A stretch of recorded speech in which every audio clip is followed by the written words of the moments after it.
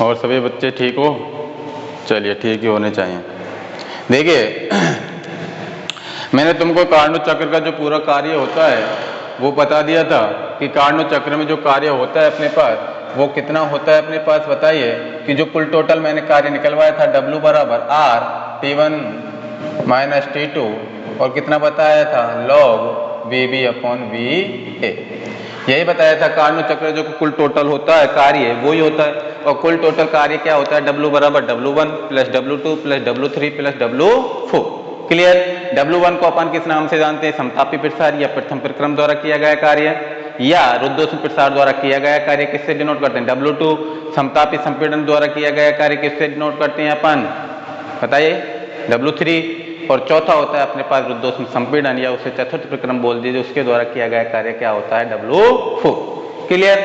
अब देखिए अपने पास जो W1 का मान आया था भाई, अपने पास कुल टोटल वर्क कितना होता है? W बराबर W1 plus W2 plus W3 plus W4। W1 का मान रख लिया था, W2 का भी, W3 का भी और W4 का। उन चारों के मान रखकर अपन ने किसका वर्क निकाल लिया था? कार्नोट चक्र द्वारा किया गया कुल का। क्लियर? अब मैंने तुमको बताया था कि मैं एक ग्राफ बना के बताऊंगा, तो जो अपन ने वर्क निकाला उसके नीचे तुम एक ग्राफ बना लेना। देखिए वो ग्राफ क्या है और ये कि VB अपॉन VA को अपन ने किसके बराबर बना था? VD अपॉन VC के। क्लियर? चलिए एक ग्राफ बनाइए इसके लिए।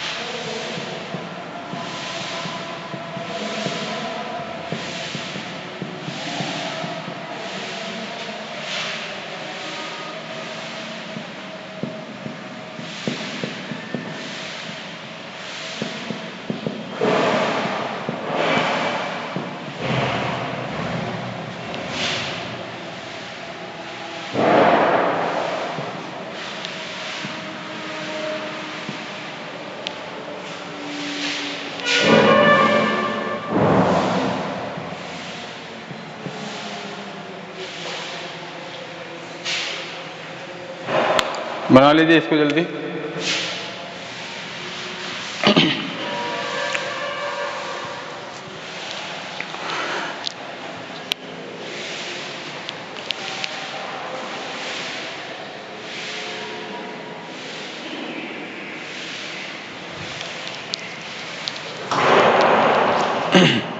देखिए एक बार समझ लीजिए इसको कि देखिए मैं समतापी प्रसार में कहां से कहां तक लेके चला था अवस्था, ए से और बी तक चला था, नहीं चला था, चला था।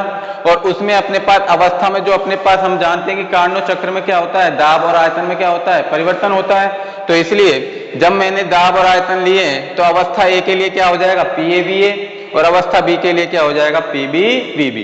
तो यहां से यहां तक कौन सा प्रसार हो गया अपने पास, समतापी प्रसार होया कि ना हुआ। और अपने पास जो ताप था समतापी प्रसार में क्या था, T1 केल्विन। क्लियर यहां तक। आप देखिए जब मैं रुद्धोष्म प्रसार लेके चला तो रुद्धोष्म प्रसार के लिए अवस्था कौन कौन सी थी, बी और सी थी या नहीं थी, थी। तो बी और सी अवस्था के लिए क्या हो गया, बी के लिए पी बी बी बी, और सी के लिए क्या हो गया, P C B C. Clear था यहां तक। चलिए फिर मैंने रुद्धोष्म प्रसार के लिए उसको कहाँ रखा था, एक सिलेंडर पर रखा था, नहीं रखा था। क्लियर। अब देखिए फिर मैंने लिया था सी से डी तक, सी से डी तक कौन सा अपन ने लिया था, समतापी संपीड़न लिया था, नहीं लिया था, लिया था ना। और लेकिन उसका ताप क्या हो गया था, T2 केल्विन। तो इसलिए मैंने इसका ताप क्या ले लिया, T2 केल्विन। और उसके लिए अवस्था सी के लिए क्या हो जाएगी, PCVC, और डी के लिए क्या हो जाएगी, PD और BD। क्लियर यहां तक। आप देखिए अपने पास जो चौथा था वो क्या था, रुद्धोष्म संपीड़न। तो डी से ए तक कौन सा होगा, रुद्धोष्म संपीड़न होगा या नहीं होगा, होगा। तो इसकी अवस्था डी के लिए क्या हो गई, PDBD, और ए के लिए क्या होगा, पुनः अपनी कहां आ गई, प्रारंभिक अवस्था में। तो ए के लिए क्या हो गया, PAV। क्लियर। अब देखिए प्रथम प्रक्रम कहां से कहां तक, ए से बी तक, द्वितीय प्रक्रम बी से सी तक, और चतुर्थ तृतीय सी से डी तक, और चतुर्थ कहां से होगा, डी से ए। क्लियर है यहां तक। और ये क्या होता है अपने पास, वेग, और ये क्या होता है, दाब। क्योंकि कार्नोट चक्र किस किस में परिवर्तन करता है, या वृद्धि होती है, आयतन और दाब। क्लियर। चल अब नया हेडिंग डालिए। अगला हेडिंग है अपने पास रेफ्रिजरेटर। अगला हेडिंग डालिए रेफ्रिजरेटर।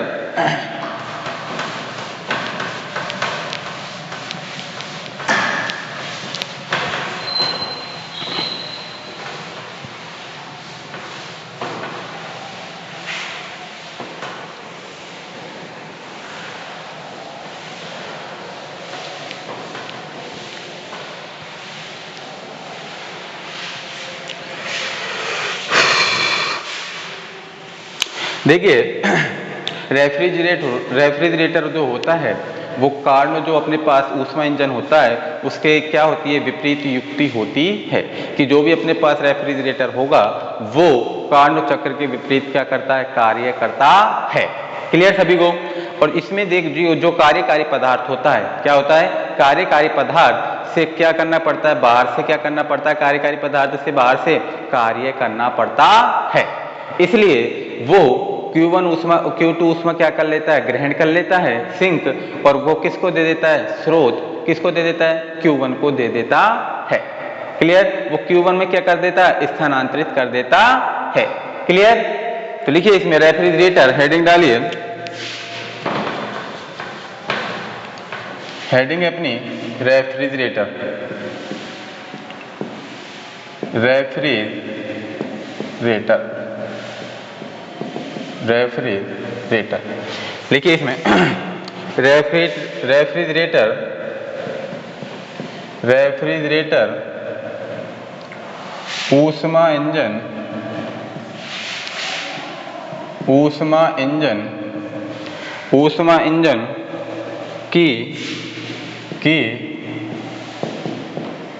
विपरीत युक्ति, विपरीत युक्ति होती है, विपरीत युक्ति होती है।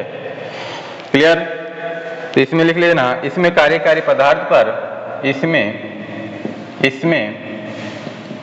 कार्यकारी पदार्थ पर बाहर से कार्य किया जाता है, कार्य किया जाता है।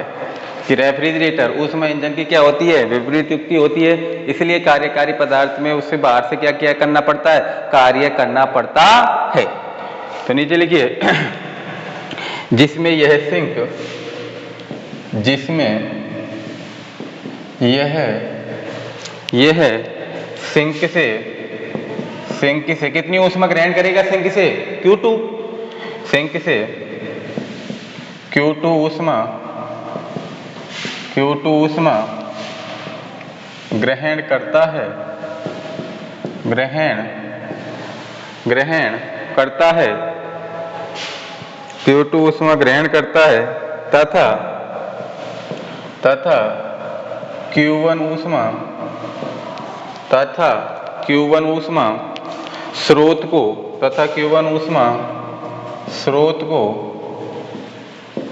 को स्थानांतरित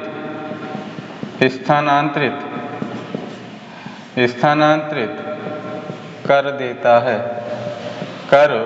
देता है। नीचे लिखिए, अतः ऊर्जा संरक्षण से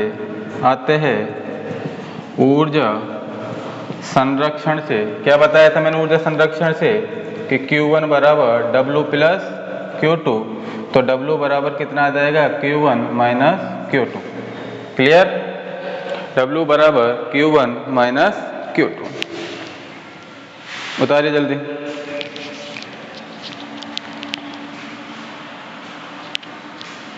Q1 माइनस Q2।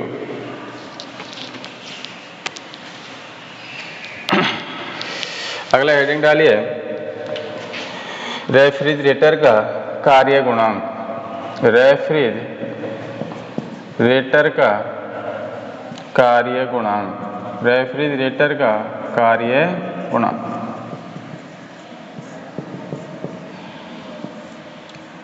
रेफ्रिजरेटर का कार्य गुणांक, इसमें लिखिए रेफ्रिजरेटर के कार्य गुणांक को, रेफ्रिजरेटर के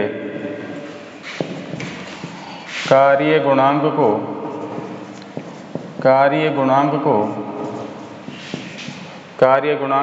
निम्न प्रकार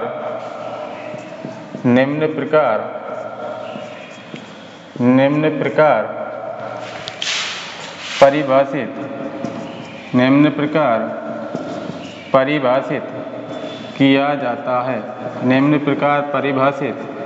किया जाता है।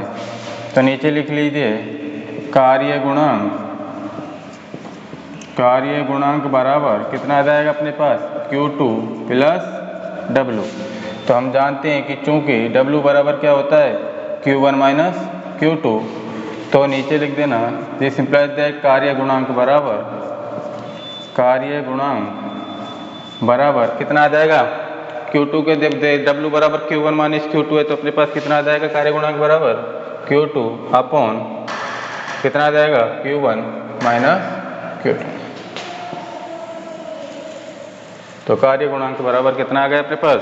Q2 upon Q1 minus Q2। उतारिए जल्दी।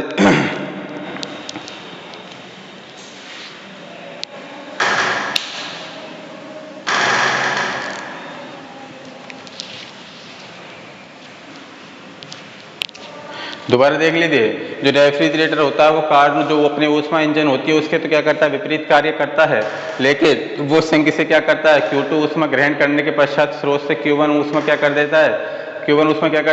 स्थानांतरित कर देता है। तो हम जानते हैं कि ऊर्जा संरक्षण नियम क्या होता है? Q1 बराबर W प्लस Q2। अब यहाँ से मैंने किसका मान निकाल लिया? W का, तो W बराबर क्या होगा? Q1 minus Q2। क्लियर? अब इससे ही अपन क्या निकालेंगे? रेफ्रिजरेटर का कार्य गुणांक। तो जब कार्य गुणांक हम जानते हैं कि कार्य गुणांक बराबर क्या होता है? Q2 अपॉन W, और हम जानते हैं कि W बराबर क्या होता है? Q1 minus Q2। तो अब मैंने यहाँ पर किसका मान रख दिया है? W का, तो W का मान कितना होता है? Q1 minus Q2। तो इसलिए जो अपने पास कुल कार्य गुणांक होगा वो कितना होगा? Q2 upon Q1 minus Q2। Clear सभी को? चले,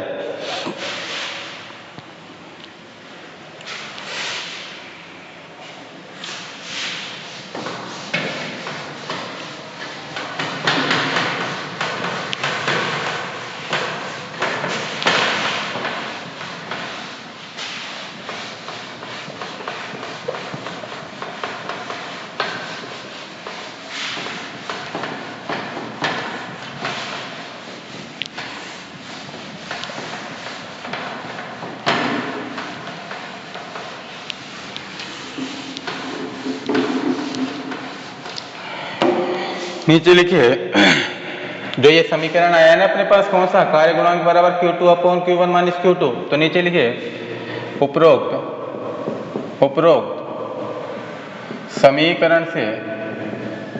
समीकरण से स्पष्ट है कि उपरोक्त समीकरण से स्पष्ट है कि कार्य गुणांक का मान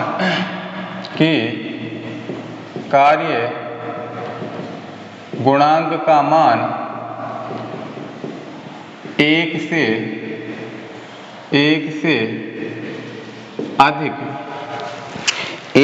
अधिक हो सकता है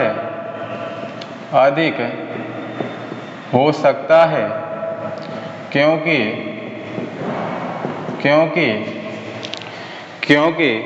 Q1 माइनस Q2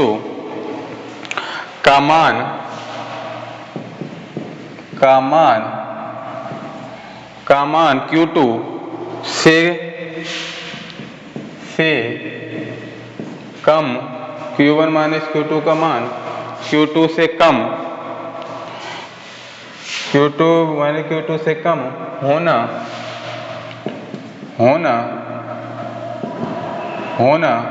संभव है।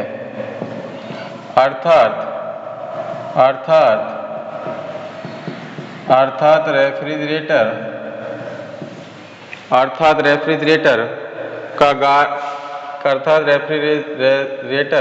का कार्य गुणांक 100% से अधिक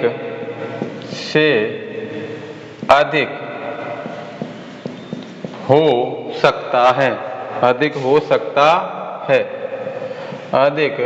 सकता है, परंतु ऊष्मा इंजन की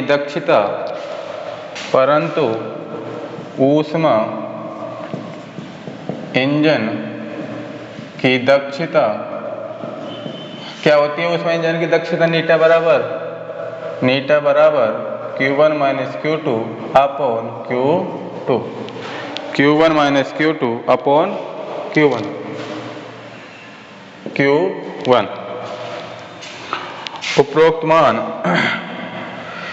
उपरोक्त मान एक नहीं हो सकता।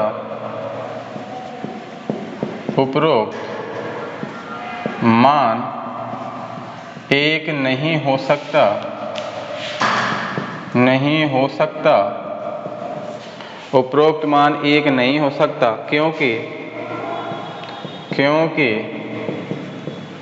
Q1 माइनस Q2 किससे कम है? लेस देन Q1 है। अर्थात कार्नो इंजन की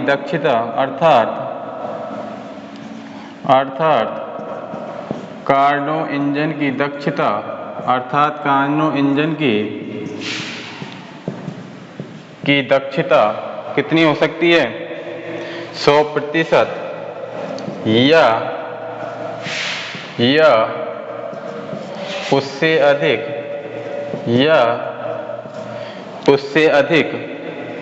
नहीं हो सकती है।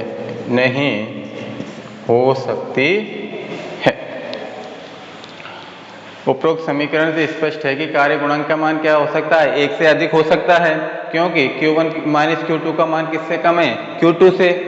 तो अर्थात रेफ्रिजरेटर का कार्य गुणांक 100% से अधिक हो सकता है, नहीं हो सकता? क्यों? क्योंकि Q2 से क्या है वो? Q1 माइनस Q2 का मान कम, तो इसलिए इसका जो गुणांक होगा 100% से क्या होगा? अधिक। तो हम जानते हैं कि जो ऊष्मा इंजन की दक्षता क्या होती है? नीटा बराबर Q1 minus Q2 upon Q1। तो उपरोक्त मान जो अपने पास नीटा बराबर Q1 minus Q2 upon Q1 है, वो एक से क्या होगा? कम। तो उसकी 100% दक्षता होगी या नहीं होगी? नहीं हो सकती, या उससे अधिक नहीं होगी। अगर Q1 माइनस Q2 का मान Q2 से कम है तो उसका जो अपने पास निकल के आता है वो क्या हो सकता है? 100% या 100 से अधिक। क्लियर? चलिए उतारिए जल्दी।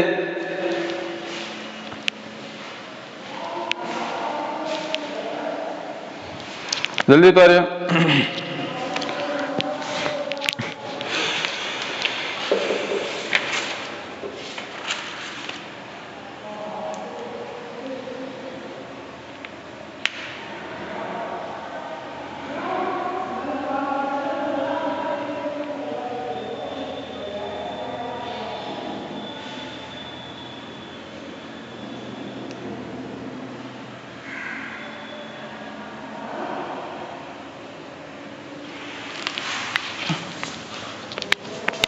उतारिए जल्दी, उतार लिया होगा। चलिए अगला हेडिंग डालिए ऊष्मागतिक ताप पैमाना। अगला हेडिंग डालिए ऊष्मागतिक ताप पैमाना। अगला हेडिंग डालिए ऊष्मागतिक ताप पैमाना। देखिए अपने पास जो ऊष्मागतिक ताप पैमाना होता है, देखिए ऊष्मागतिक ताप पैमाने में क्या होता है कि जब भी अपन किसी भी कार्यकारी पदार्थ या किसी भी तापमापी पदार्थ की जब अपन उसकी जब गणना करते हैं तो अपन अलग अलग तापमापी से की गणना करते हैं, नहीं करते हैं। अगर अपन अलग अलग तापमापी से गणना करेंगे तो अलग अलग उसका क्या आता है, ताप अलग अलग आता है। तो जो अपने पास जो ताप अलग अलग आता है तो उस जिस पैमाने से अपन उसकी क्या करते हैं, गणना करते हैं, उसी अपने पास तापमापी को क्या कहते हैं, ऊष्मागतिक ताप पैमाना बोलते हैं। क्लियर? चलिए, क्योंकि अपने पास जो भी अपने पास तापमापी होगा तो अपन उनको जब अपन किसी भी गुण को अपन तापमापी के द्वारा नापेंगे या किसी दूसरे पदार्थ का अपन ताप मापेंगे तो उनका ताप क्या क्या आता है, भिन्न भिन्न आता है। तो ऐसे तापमापी को अपन क्या बोलते हैं, ऊष्मागतिक ताप पैमाना बोलते हैं। क्लियर? तो लिखिए इसमें ऊष्मागतिक ताप पैमाना। ऊष्मागतिक ताप पैमाना। ऊष्मागतिक ताप पैमाना। ऊष्मागतिक ताप पैमाना। देखिए ताप मापने के लिए ताप मापने के लिए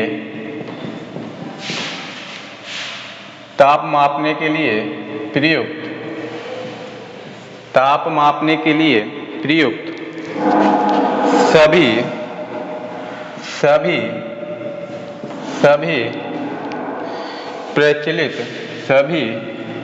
प्रचलित तापमापी पदार्थ के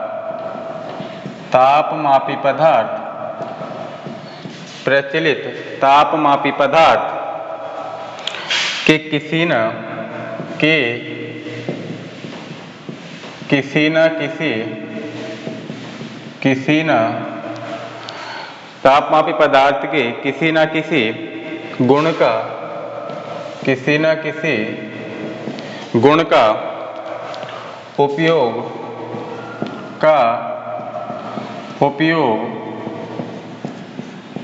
करते हैं। तापमापी पदार्थ के किसी न किसी गुण का उपयोग करते हैं। इस गुण को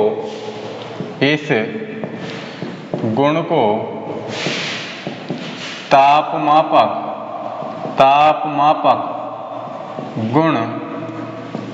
गुण कहते हैं। इस गुण को तापमापक गुण कहते हैं। यदि एक ही वस्तु का, नीचे लिख देना, यदि एक ही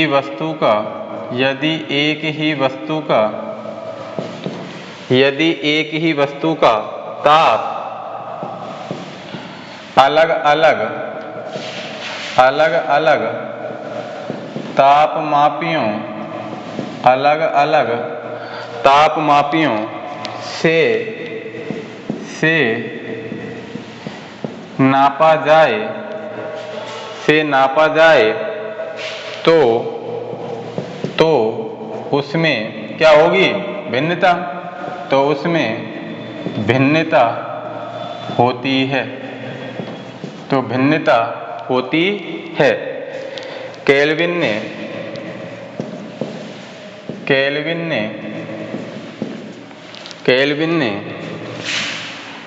ऊष्मा इंजन के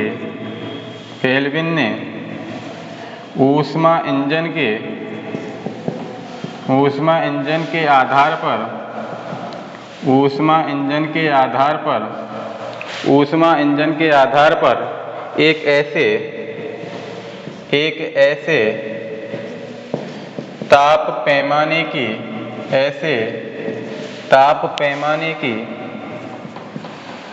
कल्पना की जो पदार्थ के किसी भी गुण पर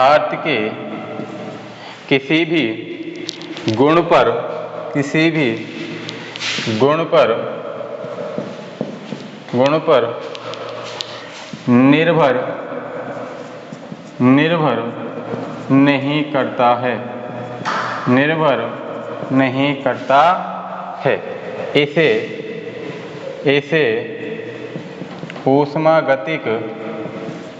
इसे ऊष्मागतिक ताप पैमाना कहते हैं। ऐसे ही ऊष्मागतिक ताप पैमाना कहते हैं। उतारिए जल्दी से, दोबारा समझा दूंगा, जल्दी उतारिए। देखिए, अपने पास जो ऊष्मागतिक ताप पैमाना है, तो ताप मापने के लिए जो प्रयुक्त सभी प्रचलित तापमापी पदार्थ हैं वो किसी न किसी गुण का तो क्या करेंगे, उपयोग करेंगे, नहीं करेंगे। अरे किसी भी ताप को मापने के लिए अपन कोई भी ना कोई कंडीशन लगाते हैं, नहीं लगाते हैं, लगाते हैं ना। तो इसी प्रकार यही कहना चाहता है कि किसी भी ताप को मापने के लिए जो सभी जो प्रयुक्त तापमापी पदार्थ हैं वो किसी न किसी किसका क्या यूज करेंगे, गुण का यूज करेंगे। उसी गुण को अपन क्या बोलते हैं, तापमापक गुण बोलते हैं। आगे कह रहा है कि यदि एक ही वस्तु का ताप अलग अलग तापमापियों से नापा जाए तो उनमें भिन्नता होगी या नहीं होगी। मैंने यही तो बताया था शुरू में लिखाने से पहले कि अगर हम किसी भी एक वस्तु का ताप नापते हैं और विभिन्न तापमापियों से नापते हैं, तो विभिन्न तापमापियों से जब एक ही वस्तु का ताप नापोगे तो अलग अलग होगा या नहीं होगा, होगा। कहीं ना कहीं तो अपने पास एक आध उसमें के फारेनहाइट या सेल्सियस में फर्क पड़ेगा या नहीं पड़ेगा, या तो पॉइंटों में फर्क पड़े या किसी में भी फर्क पड़े। क्लियर? तो उसमें भिन्नता होगी नहीं होगी। अगर एक ही वस्तु के ताप को अपन कोई विभिन्न तापमापियों से नापें तो उनमें क्या होती है, भिन्नता होती है। केल्विन ने एक कथन दिया था कि ऊष्मा इंजन के आधार पर एक ऐसे ताप पैमाने की कल्पना की जाए जो पदार्थ के किसी भी गुण पर निर्भर नहीं करता है। केल्विन ने यह कहा था कि ऐसा अपन ताप पैमाना खोजें कि वो किसी भी पदार्थ के गुण पर क्या नहीं करें, निर्भर नहीं करें। अगर वो पदार्थ के गुण पर निर्भर नहीं करेंगे तो उसका जो ताप आएगा उनमें कोई भिन्नता नहीं होगी। ऐसे ही जब तापमापी को जब खोजेंगे तो उसी खोजे हुए तापमापी का नाम उसने क्या कह दिया, ऊष्मागतिक ताप पैमाना कह दिया। क्लियर? अब इसका क्या आता है, सिद्धांत आता है, और सिद्धांत आने के पश्चात अज्ञात पैमाने की क्या करेंगे, कल्पना करेंगे। अज्ञात ताप पैमाना क्या होता है, अज्ञात ताप पैमाना से जो अपने पास गुणांक निकल के आता है वो क्या होता है, उसको अपन अगले वीडियो में देखेंगे। क्लियर सभी को? अच्छे से पढ़ना, अपने एक बार हाथ से निकाल लेना एक बार इसको, और एक बार रीडिंग मार लेना, एक बार सब कुछ समझ में आ जाएगा। क्लियर? अब ऐसा नहीं है कि तुम एक बार उतार के और रख दिया, ऐसे कुछ भी समझ में नहीं आएगा। क्लियर? एक बार रीडिंग मार लेना, रीडिंग मार के और जो मैंने गुणांक निकलवाए उसको देख लेना। क्लियर? चलिए।